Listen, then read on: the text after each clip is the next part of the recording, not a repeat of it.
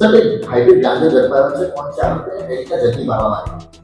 જી હાલમાં સુરત શહેર police commissioner Shri Gehlot સાહેબ દ્વારા no drugs in Surat city campaign ચલાવવામાં આવે છે.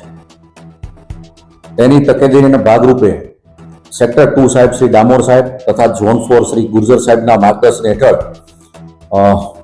ઉમરા પોલીસ સ્ટેશનની સર્વેલન્સની ટીમ નાર્કોટિક્સનો જથ્થો શોધવા માટે પેટ્રોલિંગમાં હતી.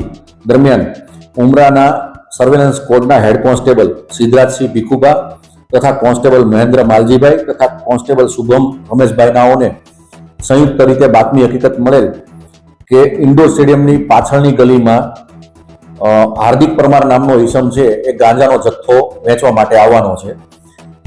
તેવી માહિતી મળતા સર્વેલન્સ સ્ટાફના માણસો અને પોલીસ ઇન્સ્પેક્ટર શ્રી ઉમરાના દ્વારા તાત્કાલિક પંચો લઈ અને સદર જગ્યા પર રેડ કરતા રેન્જ ઓવર ગાડીમાં 2 ઈસમો મળી આવેલ અને એમની ઝડપી કરતા 500.52 ગ્રામ હાઇબ્રિડ ગાંજો મળી આવેલ, જેની કિંમત થાય છે 15 લાખ રૂપિયા. હાઇબ્રિડ ગાંજા બાબતે પાસ પરમિટ માંગતા નહીં હોવાનું જણાવતા તેમના વિરુદ્ધમાં કાયદેસરની કાર્યવાહી કરવામાં આવેલ છે. અને એમાં એક છે હાર્દિક રાજ સન ઓફ યોગેન્દ્રસિંહ પરમાર, જે ઉંમર વર્ષ 25નો છે અને રાજપૂત ફળિયું ડભોલી ગામ ખાતે રહે છે.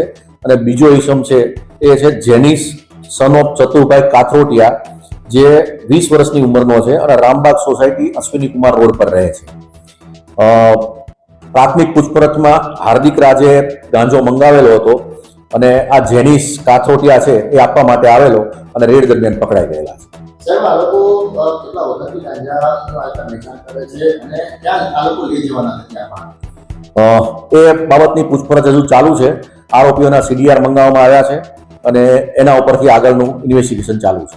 સાહેબ આ બંધો છે કે એક છે અશ્વિની કુમાર વિસ્તારમાં રહે છે અને બીજો ડભોલી વિસ્તારમાં રહે છે.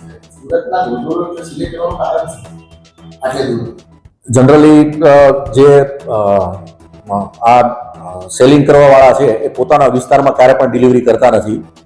પોતે પકડાઈ ના જાય કે એની ઓળખ થતી ના થાય એના માટે જ્યાં વધારે ભીડભાડ રહેતી હોય કે એવું રહેતું હોય એવી જગ્યા પસંદ કરે છે. અને